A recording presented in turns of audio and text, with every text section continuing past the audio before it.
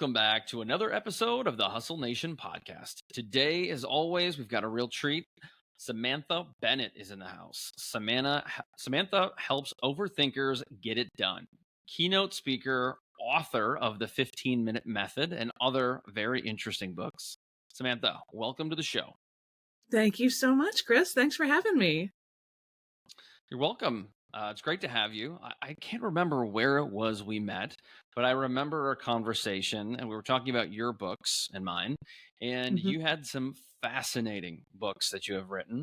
And before we get into all that good stuff, though, I want to talk about your journey because it's a very interesting one and how you got to where you are now. It was completely inadvertent and sideways. I love that. So many good stories. Where I ended up is not where I thought I was going. But yeah, I started out as an actor. I was one of those kids who put on plays in the living room in the backyard and went to theater camp and did all the plays in school and I grew up in Chicago and ended up with a job at the Second City, which meant that I was hanging out with some of the great comedic minds of our time. There's a picture of me from my first wedding, and there's Stephen Colbert and Steve Carell and Jim Belushi and Neil Dallas and Amy Sedaris and like all of us just hanging out. Adam McKay, Rachel Dratch. We all just, we were just kids going down to do a show for $75 or something. And I had one of those acting careers in first in Chicago and then later on in Los Angeles. Doing a lot of theater, a lot of improv comedy, a lot of some TVs, a lot of radio stuff with celebrities, which was fun. And it was, successful enough that a person didn't want to give up on it, but not so successful as to be able to support a person. So that meant that I had a lot of different jobs and gigs and projects and shows and producing. And along the way, I got super interested in this question of how do highly creative people make decisions? When you are good at a lot of things, how do you know what to do? When you have something you're passionate about, how do you know how to promote it? Should you have a podcast? Should you sponsor a regatta? Should you stand on the street corner with a sandwich board? Like, what do you do? And there's no right way, right? There's no right way to be an entrepreneur. There's no right way to be a friend or a parent or a writer. There's just your way. So I started to teach a class called Get It Done. And I thought, well, that's a dumb name. I'm going to have to change that. And now it's like my whole brand. It was like the year 2000 or so. And it was in a church basement in Van Nuys, California, and charging people, I don't know, maybe $75 and feeling really weird about it. And it really just grew from there. I found out that actually having a business is like the greatest art project of all time. And I wrote my first book, Get It Done, From Procrastination to Creative Genius in 15 minutes a day. And wait for it, it got endorsed by Seth Godin. Very cool. Yeah, I was kind of not over it. Yeah. You shouldn't be. Yeah. He walked like the captain of the football team just walked past my locker. Oh my God. Yeah. Have you met Seth yet? I have met Seth a couple of times. Yeah. He's delightful. He's a wonderful man. That's fantastic. Yeah, we actually in our business we modeled a lot of what we do from a marketing perspective around Purple Cow. So very much very much a follower of Seth. Yeah, he's terrific. So that was it, and then it just grew. I started a business knowing nothing about business, really nothing. But I made it my business to learn, and I read all the books and went to all the conferences and sat in on all the webinars and took all the notes. And it turned out it wasn't that hard. That really entrepreneurship is about showing up, being authentic and real, telling great stories, and being of service to people. Just like acting. I was just going to say that. Yeah. But how does acting or, any of those things translate to being an author?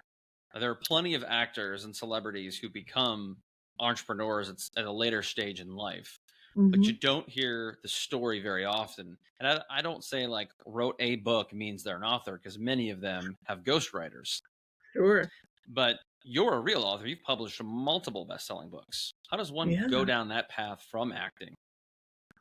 Well, I'll answer perhaps an unspoken question first, which is, or if nothing else, just to reassure listeners, if you all have a child out there or a friend who is like threatening to pursue the performing arts and you're nervous about it, let me reassure you that first of all, the chances that they will actually pursue a career in the performing arts is pretty thin. And everything they will learn as your kids, learn about theater, learn about music, learn about performing, learn about dance, is going to be so useful to them in their life. Like even just the ability to stand up in front of a room and talk to people, which is something that very few people want to do to begin with, much less understand something about presence and something about voice and something about breath and something about body language and something about language and accessing emotions and being able to read other people and be in communication with them and history and costume and ensemble. In the theater we call it ensemble, in corporate I think they call it team or teamwork or something. Go team. So and really, theater teachers save lives, music teachers save lives, band teachers save lives, dance teachers, like, go give those people a raise. Wherever you are, go find them and give them some money. So that's step one, is I think that a career in the performing arts or training in the performance arts sets you up so beautifully for whatever it is you want to do in your life, right? The journey from actor to author, I think, actually started the other way. I learned to read very early, and I love reading. It's possibly my second favorite thing to do. And it was a very short step for me from reading and wanting to share the story. Somebody asked me once about the first play I remember doing, and I said, "Oh, I remember doing a production of Stone Soup in kindergarten. You know that folktale, Stone Soup?" Yeah. And my mom happened to be there, and my mom said, "Oh, Samantha," she says, "No, you didn't just do it." She goes, "You produced it." She said, "You made them do it. You brought in the script, and you brought in the costumes, and you made them do it." And I'm like, I was 4. Like, I even know what a play was, but it was that exact drive of like, this is a great story. Clearly, we must share this story. We must act out this story. And that's another thing I think people don't always understand about performers, is they think like, oh, they just love the spotlight, they love the applause. No, we don't. Some do, but some dentists love applause too. Like, most of the actors I know are pretty shy and often very introverted, but we have this compulsion to tell the story. So for me, I think it was more reading to acting and then just finishing the other half of that circle from acting back to writing. Interesting, because you don't seem very introverted to me. I know. I'm super shy. I'm super introverted. I'm just You're an outlier. I'm an outlier. I contain multitudes. So Sam, as you were about to write your first book, I think one of the reasons, there's a lot of people that might have a story they feel they need to tell, but the daunting task of writing your own book seems almost overwhelming, and where to start and how to sequence it and how to set yourself up for success. Yeah. Can you share just a little bit about just how you've, not only how you tackled maybe the first one, but obviously you've learned how to do this. I know you speak to this and train in this and things like this too. So, could you just speak to like how might you start the engine kind of going forward down the track? Yeah. You're exactly right. I think a lot of us get an idea in our head and you can sort of see it in your mind and it seems really beautiful. And whether it's write a book or rehab the whole house or take a trip to Italy or whatever it is, lose 50 pounds, I don't know, whatever your vision is, like you can see it. And then it just seems completely insurmountable. Like, how would a person even begin to do such a giant thing? And I had that exact same response. And And I also had the thing, like, I felt like I had to figure it out inside of my mind first. Like, it had to be perfect inside of my mind before I could even start. So, like, should it be a workbook? Should it be like one person's journey through? Should it be sort of an allegory? Should it be this? Should it be... Luckily, I do this for a living. So I was like, wait a minute. You are putting artificial barriers in between you and the thing you want. So I thought, well, why don't I let the project tell me what it wants to be? Why don't I let the book tell me what it needs to be? So I started to carry around index cards, which are my favorite anyway. And anytime I had an idea for something that I thought should be in the book, I would write it down on the index card. And then I would put it in a big manila envelope on my desk that was labeled Genius. And I did that for a couple of weeks. And once the envelope seemed reasonably sized, full, I dumped them all out onto my dining room table and just started to sort them out. Like, oh, well, here's all the stuff about perfectionism. And here's all the stuff about marketing when you don't feel comfortable marketing. And here's all the stuff about how to organize a project when there's no quarterly review on how your novel is going, right? Yeah. How do you stay motivated when nobody else cares but you? And sort of let it shape itself from there. And it was fun to get a little more serendipity into the process. And then sometimes when I was writing and I didn't know what to write on, I would just reach into the envelope, pull up a card and be like, there we go. I'll write about that. Genius. That is so genius. Just to carry on a previous comment you made as well, right? So if you're about to take on a book, or to your point, really any project, right? And you alluded to this before of, people that are highly productive people that maybe can do lots of different things, and how do they make choices and decisions and things like that. I have to imagine, whether it be that project or any project, there is this risk of paralysis by analysis, even when you try to break it down, right? Mm-hmm. And so can you just speak to, like, how do you help coach people through creating that prioritization in their mind, right? So, like, as an example, if you want to write a book, everyone's going to say they don't have the time. You absolutely have the time. It's just, how are you prioritizing and how are you attacking it? And so can you just speak to, how do you start to kind of get that in your head about how do you start prioritizing what are the things you need to do to get to your goal? Yeah, and you're exactly right. It makes me crazy when people are like, oh, I don't have time. I'm like, how is that possible? We all get the same 24 hours. Of course you have time. We all get the same amount of time. That's just the way it is. And as we know, time management is not about time, right? Mm-hmm. And really, your question takes me right to the 15-minute method. I mean, this is exactly why I wrote this new book, is because I kept hearing people tell me that they didn't have time. I kept hearing people tell me that they were so overwhelmed, which is another word that we could get rid of, that they're so busy. Like, y'all don't get bonus points for busy. You know that, right? All that tells me is you don't know how to control your calendar. Don't stop saying you're busy. It's not cool. But what I really want, and the whole point of the book, is to say, take the things that really matter to you, that you know would make a difference to you, inside of you. I don't care if it matters to anybody else. And spend 15 minutes a day, every single day, on that thing.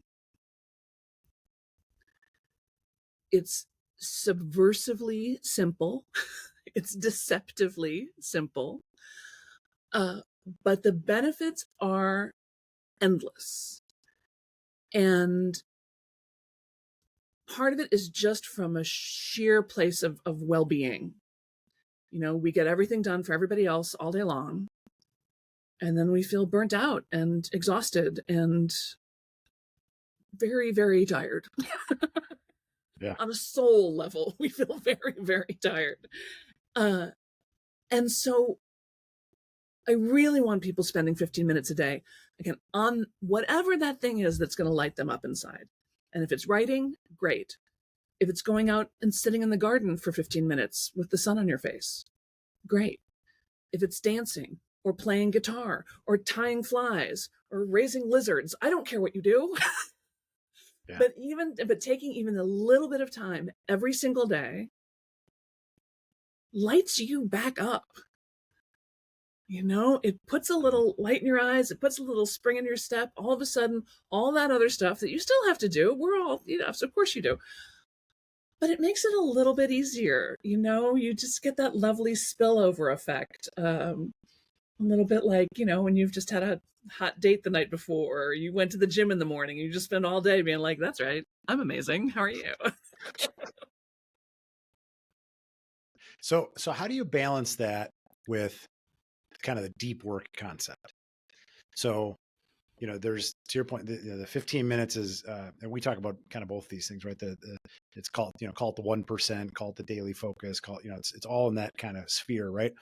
But there's this other element of deep work, and it takes you 17 minutes to basically get ingrained into some sort of deep thought and deep work. So how do you balance those two?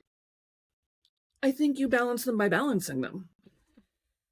I think you've answered the answer is inside the question.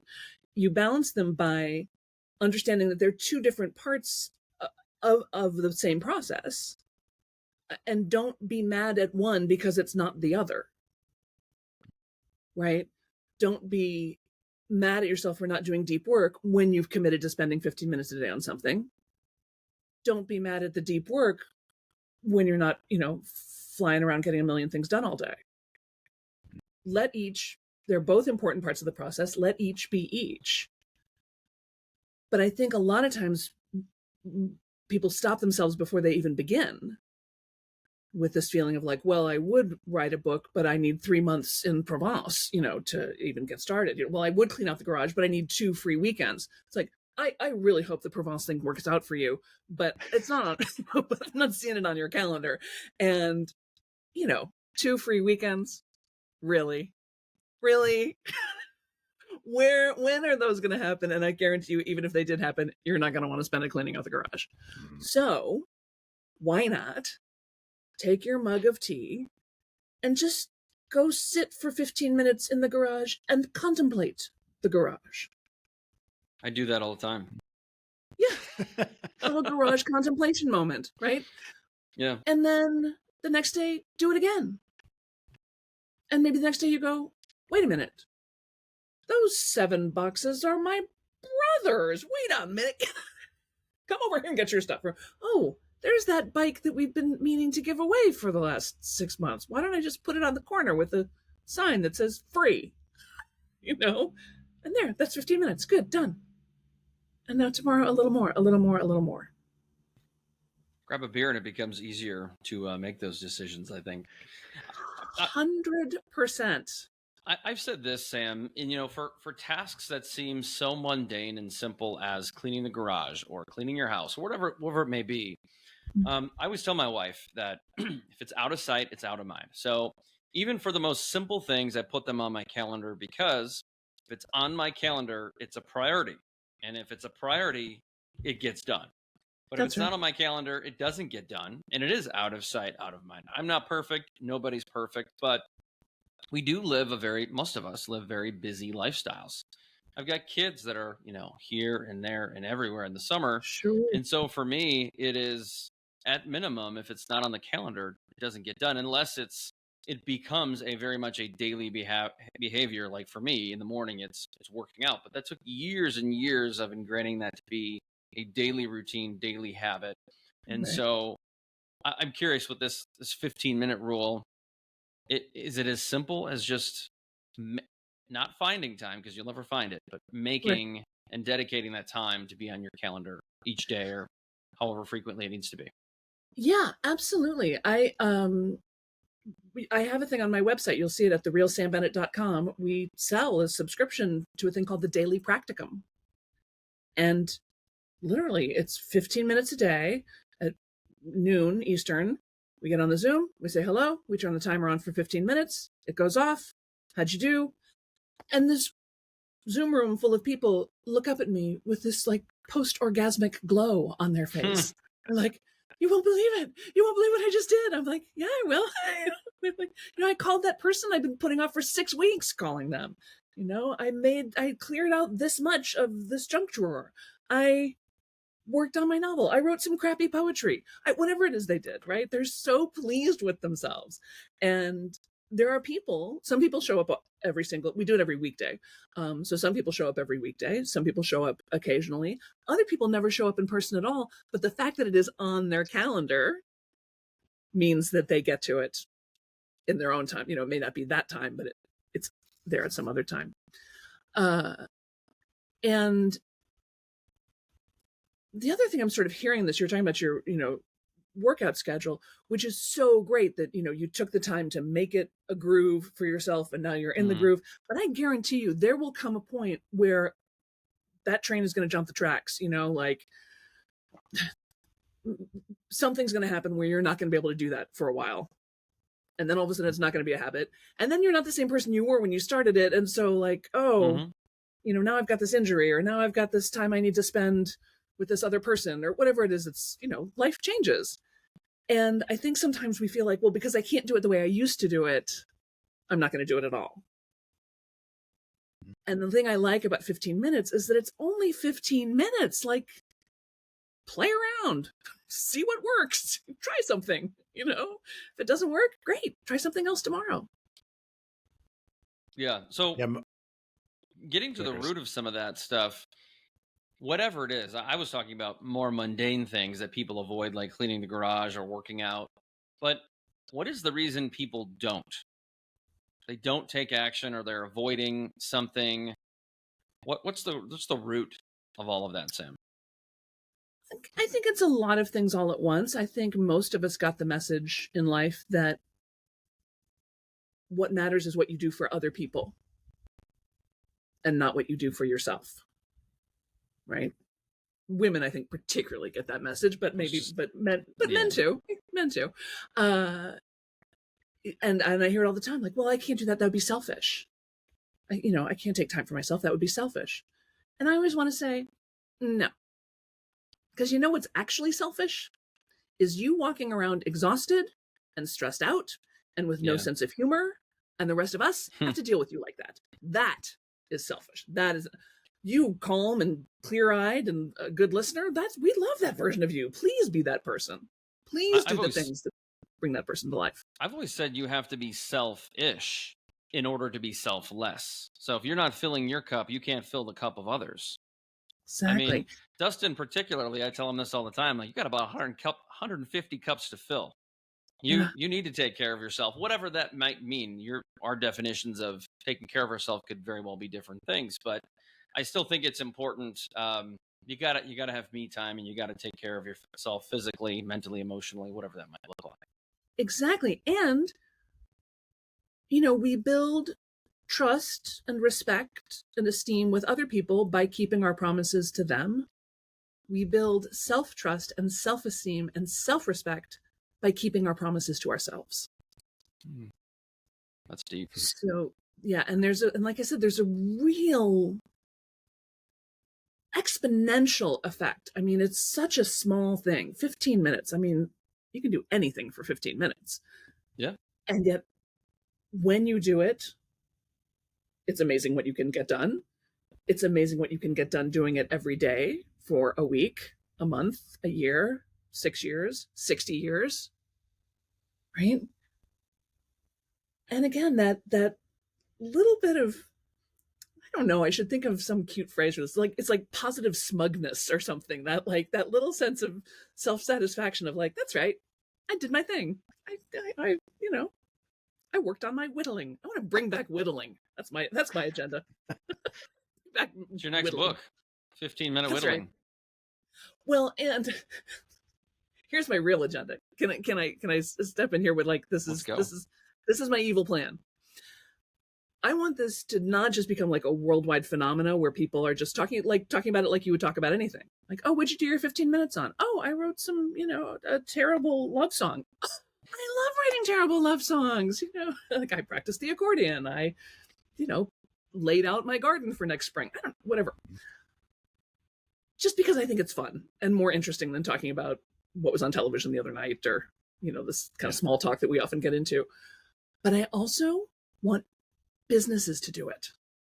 I want it to be a thing in an office of like, okay, between 4:15 and 4:30 every day, or between, 9:45 and 10 o'clock. That's your 15 minutes. Don't work on your to-do list. Don't make your dentist appointment. Don't look at your email. This is your time for you, courtesy of us, your employer. Not only do I think that that would be a groovy thing to do, and even just to acknowledge that your people are people with interests outside of work, but also 77% of employees are disengaged. 77%? That is a lot of disengagement. That is a lot of not caring. And that strikes me as a very, very expensive problem to have.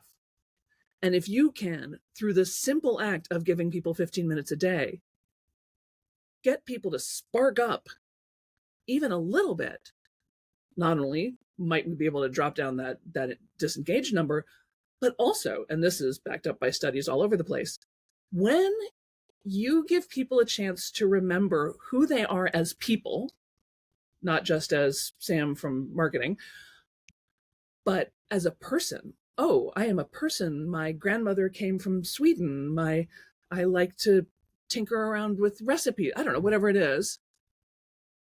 I will have better ideas. I will be more innovative with my problem solving. And I will connect with the other people I work with more because, there's that Debbie down in that cubicle over there. I don't like her and stuff. But then I find out that Debbie does needlepoint. I do needlepoint. And now we're needlepoint buddies. I think one of the interesting dichotomies you have, or I guess specific things you called out. So the 15 minutes when I first heard it, it's like, okay, carve out 15 minutes creates action, right? So action is always better. Inaction, right, gets the ball moving. That makes sense. But I think what you've layered on top, I think is even more interesting, right? In that when I first heard it, to me, it was just about your to-do list, candidly, right? Which that might be what makes you happy, right? Like to your point of cleaning the garage, whatever. But I think this other layer of saying, maybe it's that, maybe it's kind of the eat the frog sort of thing and, tackle the hard thing first or whatever. Or maybe it's not. Maybe it's just, this is the fun, this is the crocheting or whatever. Right. Talk about the, you want to do whatever the passion that you have that you just want to spend 15 minutes. Or to your point, maybe Chris and I will do this, just sit in the garage and grab a beer or something, look around the garage and see what happens. Absolutely. And that unopposed. We've got 3 votes in favor of beer and garage. I will meet you guys there.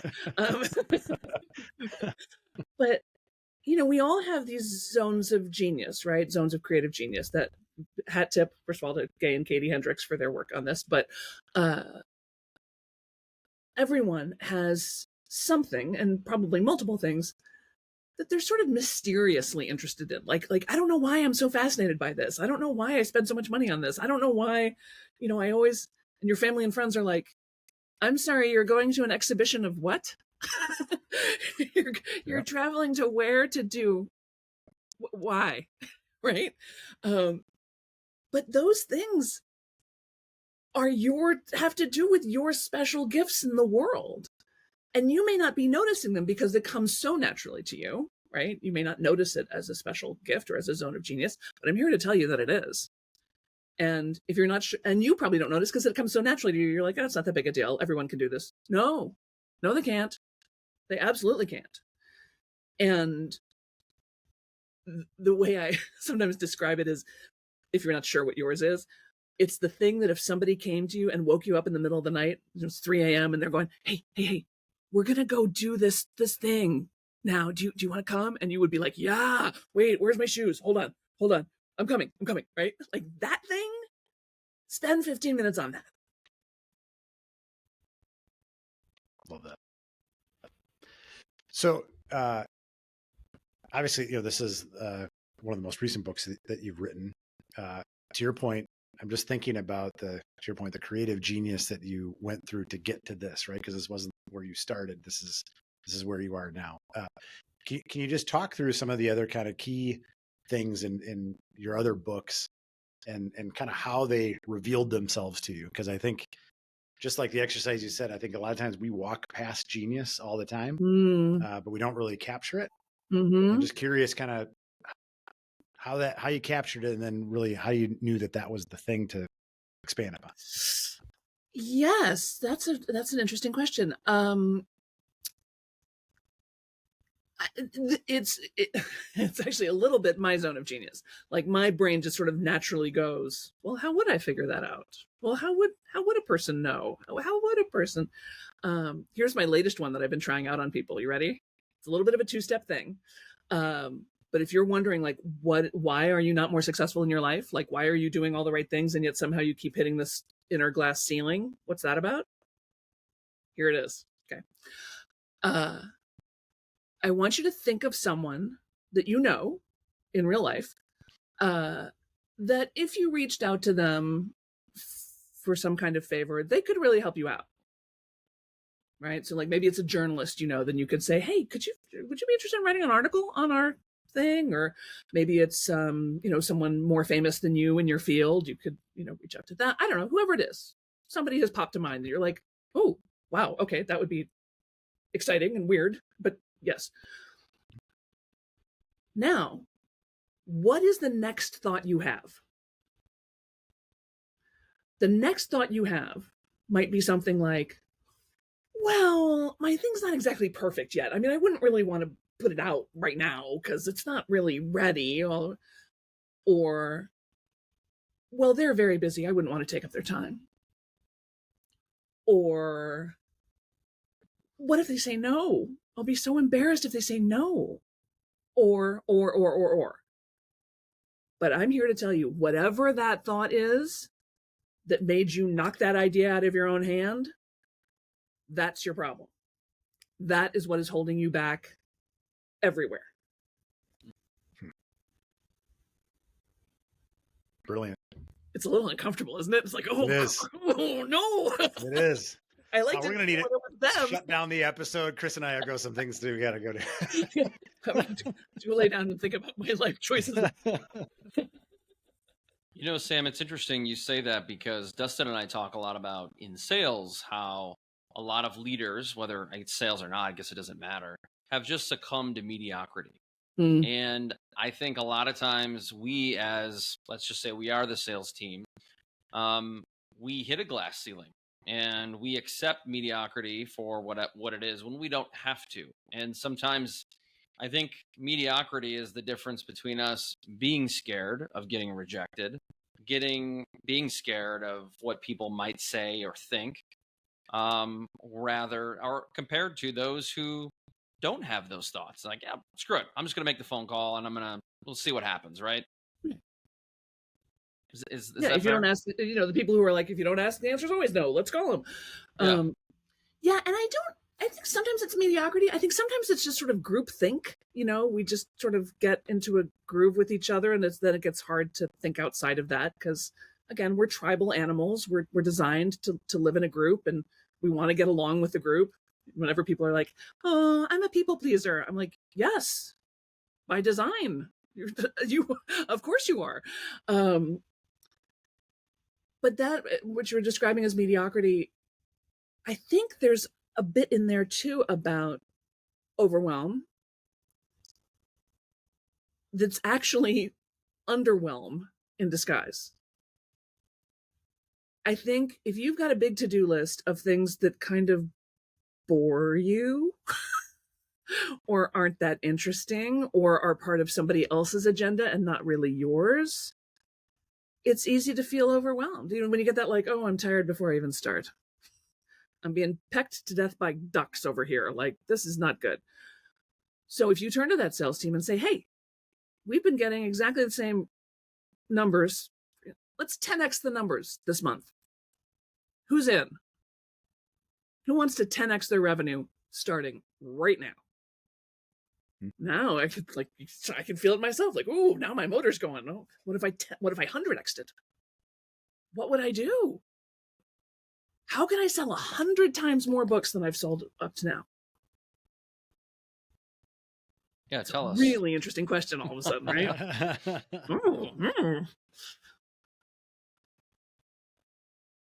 Well, I love the challenge of that thinking because it gets you to think differently and bigger and gain some clarity. I refer to it as kind of like breaking up the mental log jam. Yes. Sometimes you need to just go way off in left field, just just to be thinking differently, just to gain different perspective. We often talk, the book 10X is easier than 2X, right? Right. Exactly. Right down that level of thinking. But it's not just thinking 10X. It's really just about thinking differently and thinking about different perspective. Like we talk about it with Hustle all the time about in today's world, it's so easy to learn from other people. It has never been easier to learn from other people, right? Obviously, this is a great example. But you only learn if you're curious. You only learn if you're asking questions, right? And I think, so often, to your point, I like that overwhelm, underwhelm, right? It's the overwhelm of there's so many choices to pick from. But if you're not really passionate about any of them, right? And so how do you, find that balance and again, I go back to the 15-minute rule, right? So if you find that thing that you're just naturally passionate, for me, I'm the dorky guy. It's business books, right? Like I haven't read like a non-business book probably in 20 years.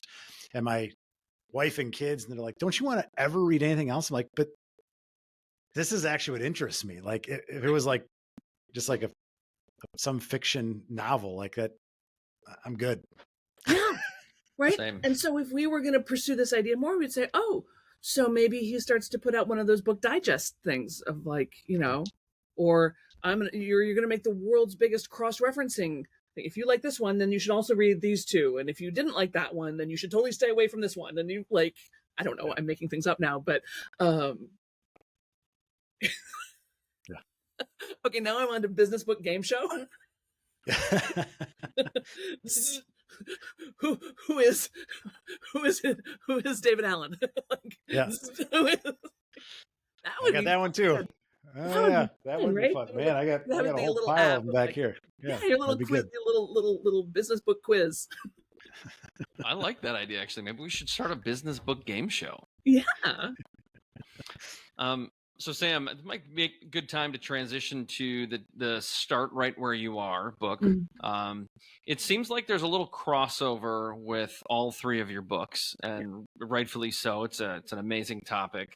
Tell us a little bit more about that.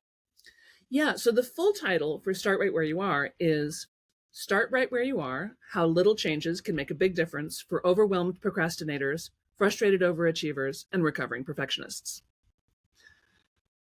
When I came to my publishers with this, they were like, that title's too long. And I'm like, no, it's not.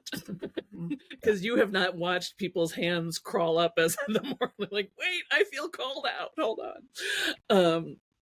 And again, we're talking to overthinkers. Let's use a lot of words, The three books you're right. The three books do go sort of hand in hand. Get It Done is really sort of project planning for creatives, for highly creative people, right?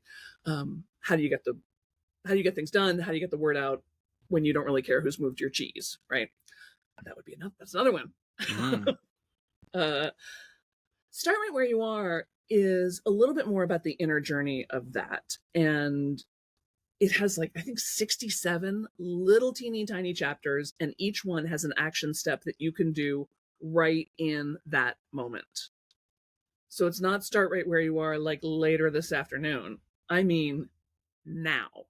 Find the dead pen that drives you crazy every time you pick it up and go, why do I still have this pen? This pen is dead. Throw this pen away. This pen has served you well. Its time is done. Over it, right? It actually feels good to do that. It feels great to do it. And we're not going to wait to clear off the whole desk and, I need 2 weekends and a month in Provence. No, just throw away one pen. Use up the last little bit of the lotion that you're somehow saving for good or something. So that's what Start Right Where You Are is it's really the little teeny tiny, almost infinitesimal things that again have an exponential effect. And then 15-minute method is really diving into this 15-minute thing. And where I was thinking about too is we were talking about the difference between deep work versus bite-size, just getting started. I want to suggest that in today's world, 15 minutes of you staring at a blank piece of paper is a little bit of a radical act. How do you sit there for 15 minutes with one pen and a blank piece of paper and not reach for your phone? Yes. Let yourself be bored for 15 minutes. Remember those long car rides when we were kids, like in the way back of the Volvo? Like hours would go by with nothing. No, I grew up, like I said, I grew up in the Midwest, so it was just nothing but blue sky and clouds. Mm-hmm. Cornfields, of course. Cornfields, as we would go for, because of course the thing I miss most about Chicago is Wisconsin. We've done Wisconsin all the time, but that's far up to Door County. That's far. You're speaking our language. I like it. I know where you are. I think you're totally right, though. This is why we joked about Chris and I sitting in a garage staring at the walls for 15 minutes drinking a beer. Like that seems counterculture today. Yeah, radical, and try telling your children that they're going to have a 6-hour car ride with nothing to look at or do. Yeah, no Wi-Fi. What? No Wi-Fi. Your car doesn't have Wi-Fi? My mother says that I taught myself to overcome road sickness because I wanted to read so much. She says I just sheer force of will. Sam, it's interesting you mentioned that about the reading. I, for the majority of my life, I did not enjoy reading, probably because I didn't have anything that I enjoyed other than a Sports Illustrated or a sports magazine of some sort.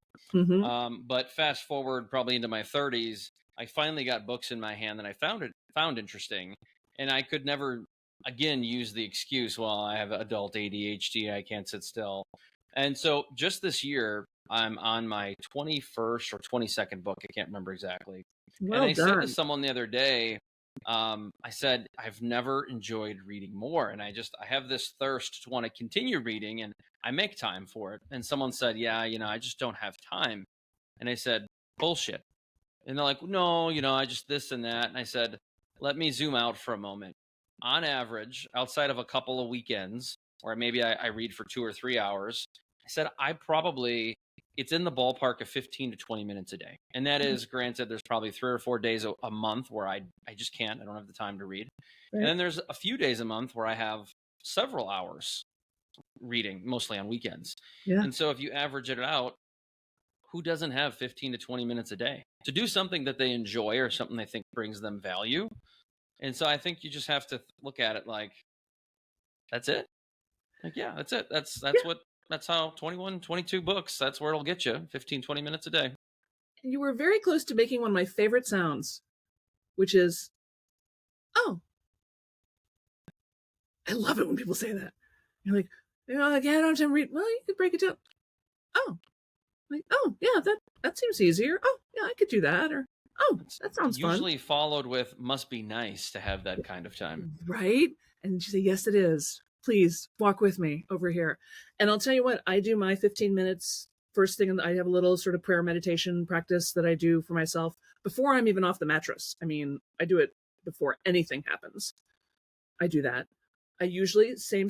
When I take a little lunch break, and I have finally taught myself to actually take a lunch break, I usually have a nonfiction book that I'm reading. And sometimes it's a business book. But right now I'm reading one about the birth of modernist art in Paris. I don't know anything really about art or modernist art, but it's really interesting.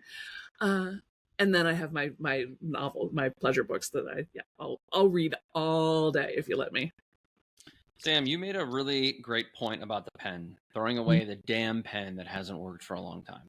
When you talk about that, I can't help but think about people who are, we'll say, hoarders to borderline, just unorganized. They have too much crap and just their life is not crystal clear because maybe there's too much clutter in their lives. And I mean that both figuratively and not. Yeah. And how much of that is important? Like I look at start right where you are. And one of the things I can't help but think of is the people whose life are just filled with a bunch of things and they don't have clarity. They've got too much going on, too much noise. And I mean that in a variety of different ways. Yeah. I think we need to look beneath the symptom, right? Because clutter is a symptom. So what's underlying that? Why are there so many things? And is it really a problem? I have what some people might describe as too many pens. I don't think it's too many. Sam likes pens. I like pens. And when I think it was when I turned 40, I was like, this is not a character defect. I'm a grown-up person. I can have as many pens as I want. Absolutely right. And everybody else can screw off because they're my pens and I like them. And it delights me. I mean, every time I look at them, I'm like, oh, there's so many pens. So one, is it actually a problem? Because sometimes people talk about clutter like it's the worst thing that could ever happen to a person. It's like, it's not that big a deal, you know? My sister's like, we should clear out your basement. I'm like, why? It's fine. Bothers her more than it bothers you. There's not critters. I mean, that's the thing. Is it a problem? Are there critters? Are things degrading? Are valuable things in getting, rained on or something? That's the problem. A lot of times, because again, I worked with a lot of highly creative people. The issue is actually that of love. Like they're so sentimental, and they have so much feeling, and we tend to, we'll anthropomorphize anything. Like, it's my friendly orange pen. This is my friend. We're a little nutty that way. So all of a sudden, everything I show you, they're going to be like, oh, but I love that. Or I love that. Oh, I love that. We got that on the trip to Florida. I love that. Okay, that's the tackiest Florida snow globe I've ever seen in my life. Really? You really want to keep that? Yes, I love it. Right? And so now we need to sort of parse that apart a little bit. Do you actually love it? Or do you love the memory of it? Do you actually love it? Or do you love the person who gave it to you? Do you love it? Or do you love the size you were when you bought it? And once we can start taking these things apart a little bit, and sometimes with those people, I find if I say, you know what, I've got a friend who is crazy for snow globes. I've got a friend who would love that skirt. I've got a friend who, they all of a sudden go, oh, really? Oh, well then please give this to your friend. Oh, that makes me feel so good to know that it's going to a good home. That's right. So there's an emotional need there that if you just say, well, just get rid of all this crap, they're going to go, it's not crap. It's stuff I love. And I don't want to just get rid of it or throw it away or even just give it to the thrift store. I need to know that it's going to be taken care of. Right. So, take an extra minute to get a little more curious about what's really going on there. Love that. Last question. You talk a lot about perfectionists and perfectionism, recovering perfectionists. Yeah. How do you know it's a problem or when it's a problem? Because your hands are chafing from the handcuffs. My whole thing with perfectionism, and I'm really starting to lose patience with the word. I'm like, you know what? Let's pick another word. What's something more interesting than perfect? Do you love the people in your life because they're perfect people? I seriously doubt it. Your favorite books, your favorite movies? Is your favorite movie a perfect movie? No. My favorite movie is a garbage movie that I love and I will watch every time it's on, and I don't want to hear a word against it because that movie speaks to me and my heart. Right? It's not. You have perfect. To tell us what it is now. No, never going to happen. You're just going to have to live in curiosity. Must be dirty. But what could be more interesting, right? This like, well, I don't want to get out in the world because what if it's not perfect? Well, sweetheart, I guarantee you it's not going to be perfect. 100% it's not going to be perfect. Perfect being, it's not going to match this vision that is hermetically sealed inside of your mind. But good news, none of the rest of us can see that. Right? So get it out into the world, and like, what else would be more interesting to you? Do you want everyone to say, oh, it's perfect? Or do you want everyone to say, oh, that was wild? Ooh, yeah, I'd like to put out something that people go, that was wild. Or, oh, that was really stimulating. Like, wow, that sparked a lot of stuff for me. Oh, sparky, good, I like that. Or, oh, that was hard. That was a rough hike, man. Yeah, good, rough hike. Like, what's the result you really want? Because if you're telling me about your perfectionism, that just tells me you want approval. And that is something that you have to give to you. Love that.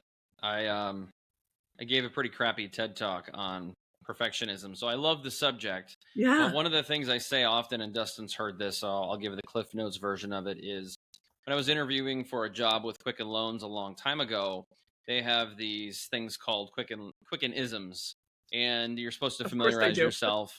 One of them was, and I think there was maybe like 13, but it's essential. It's like their core values. And they say good is good enough. And as they elaborate on it, it's basically perfect is the enemy of results. And so I thought about that. I'm like, everywhere I've been in life, everywhere I've been, it's always like, it's got to be this. It's got to be this standard. And it resonated with me and still does to this day, because they said the more time you spend trying to make things perfect, the less shit you're going to get done. That's right. Yeah, like that's an hour more you're losing today. And if you do that 50 times a year, you lose 50 hours of the company's time and money and yours. And I thought, holy shit, the level of output you could get by just giving it your best and then moving on.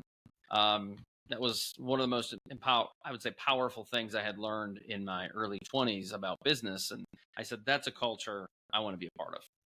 Absolutely. Absolutely. And there's a bunch of studies. I read one not too long ago about a photography class where they were divided into two, and half the class was told to take the best pictures they could possibly take, and the other half was told to take as many pictures as they could possibly take. And guess who wins? Right? As many. Guess who comes up with the better stuff? Which reminds me, I have a friend who's a professional photographer, and she said her mentor always told her, well, Erin, the first 1,000,000 frames are the hardest. You know, everything we learn to do, we do incrementally, you know. So yeah, take the 15 minutes, get a C, stop trying to get an A+ and everything. It's 15 minutes. How perfect is it going to be? And you're going to do it again tomorrow and the next day and the next day and the next day. It's a great place to wrap it up, Sam. Thank you for being here. That was an awesome conversation. Before I let you go, where can everyone find you? Where can they get a copy of your books? Yes, the books are available wherever you like to buy books. They're on Amazon and Kindle, and I did the narration myself, the Audible for all three of them. So that's available if you like to listen rather than read. Support your local independent bookseller, please. And where can you find me? Yes, I'm at therealsambennett.com, and I'm on all the socials as The Real Sam Bennett.